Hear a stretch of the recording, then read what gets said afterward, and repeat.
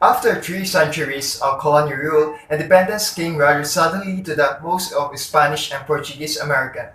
Between 1808 and 1826, all of Latin America except the Spanish colonies such as Cuba and Puerto Rico slipped out to the hands of the Iberian powers who had ruled the region since the conquest. The rapidity and timing of the dramatic change were the results of combination of long-building tensions in colonial rule and a series of external events. From Creole independence to Brazil independence will take you away to understand why Latin American nations wins independence.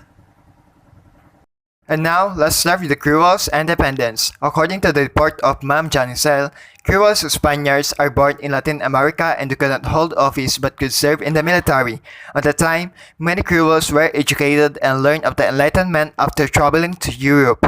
John Locke's ideas of the governing by the consent of the people appealed to the Creoles, especially after Napoleon Bonaparte invaded Spain and put his own brother in power. Soon, Simon Bolivar and Jose de San Martin appeared as independence leader. And now, who is Simon Bolivar? He is a Venezuela-born Creole who declared Venezuela independence from Spain in 1811. The revolt broke out and twice Bolivar was exiled before returning. Story time! Simon Bolivar, known as the Liberator, penned two political treatises, namely the Manifesto de Cartagena or Cartagena Manifesto and the Carta de Jamaica or Letter from Jamaica. This encouraged the people of South America to rebel against Spanish colonial rule. Bolivar himself led multiple expeditionary forces against the Spaniards, and between 1819 and 1822, he successfully liberated three territories, namely New Granada or Colombia and Panama, Venezuela, and Quito or Ecuador from Spanish rule.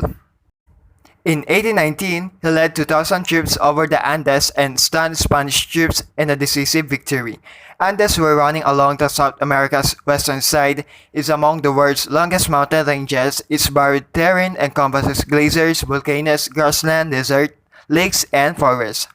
By 1821, Venezuela was freed and ashed towards Ecuador. Ash means of to conduct to a place sa kung anong plano or kung anong susunod na hakbangin. And now let's talk about Jose de San Martin. Jose de San Martin is a liberator and Argentine revolutionary. He declared Argentina independence in 1816, and story time, a year after, in 1817, he led troops toward Spanish-controlled Chile, where he freed it. In the early hours of February 12, 1817, Argentine revolutionary Jose de San Martin leads his troops down the slopes of the Andes Mountains towards the Spanish forces defending Chile. By nightfall, the Spanish would be routed. The plaguing nation of Chile would have been taken a major step towards independence. By 1821, he set out for Peru, where he met Simon Bolivar and agreed to turn his troops over to Bolivar to command. By 1824, Peru was unified. Unified means to make or become a single unit, to unite or to unify conflicting theories, or to unify a country. And now, let's move forward to the Mexican independence. I don't know if the proper pronunciation of this word is Mexican or Mexican, as well as Mexico or Mexico. And for the trivia, Mexico is a country of color. The reason for this occurrence is that colors were seen everywhere of their place, culture, religion, arts, business, and education.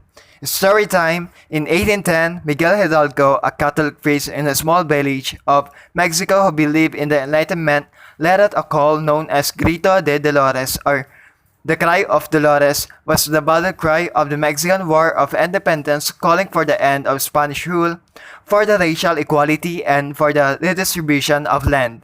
Similar siya sa Cry o Pugadlawin ng Pilipinas, where the beginning of the Philippine Revolution against the Spanish Empire started. That year of 1810 began the rebellion. Soon, he massed an army of 80,000, pushing towards Mexico City.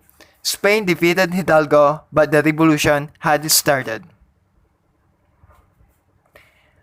In 1820, Spanish Rev placed liberal group in control of Spain. Central American nations declared their independence, but Agustin Iturbide refused to recognize the declaration. That year of 1810 began the rebellion. Pinatunog niya ang kampana ng simbahan, indikasyon ng pag-asa. Soon, he amassed an army of 80,000 pushing towards Mexico City. In 1811, the Spanish army in Creoles feared losing property and land fought back, and Spain defeated Hidalgo, but the revolution had started to push for Mexican independence. And now we have Jose Maria Morelos. He replaced the defeated Hidalgo and led the rebellion before being defeated by Creole officer Agustin de Iturbide. The time where the war happens, Morelos won over Hidalgo. And let's move forward to the Brazilian independence. Brazilian independence gained its independence without fighting. Tinawag din itong bloodless rebellion dahil sa mapayapang pag-aasa. Maybe it's weird to hear pero kung lahat ng bansa noon when it comes to war ay ganito ang ginawa, syempre walang mawawalang buhay, ari-arian at hindi masisira ang mundo. But in 1807, Napoleon invaded Portugal and Spain, and his ruling family, led by Prince John, escaped to Brazil where he continued to rule for the next 14 years. On February 16, 1808, under the pretext of sending reinforcements to the French army occupying Portugal, French Emperor Napoleon Bonaparte invaded Spain. Thus began the Peninsular War, an important phase of the Napoleonic Wars that was fought between France and much of Europe between 1792 and 1815. In 1815, after Napoleon was defeated and King John's son, Dom Pedro, remained with a plan to continue to rule it as a colony. Dom Pedro was the founder and first ruler of the Empire of Brazil. On October 12, he was acclaimed Brazilian Emperor, and by March of 1824, he had defeated all armies loyal to Portugal. In 1822, 8,000 Creoles signed a petition asking and demanded its independence, and he agreed, freeing it without blood being shed.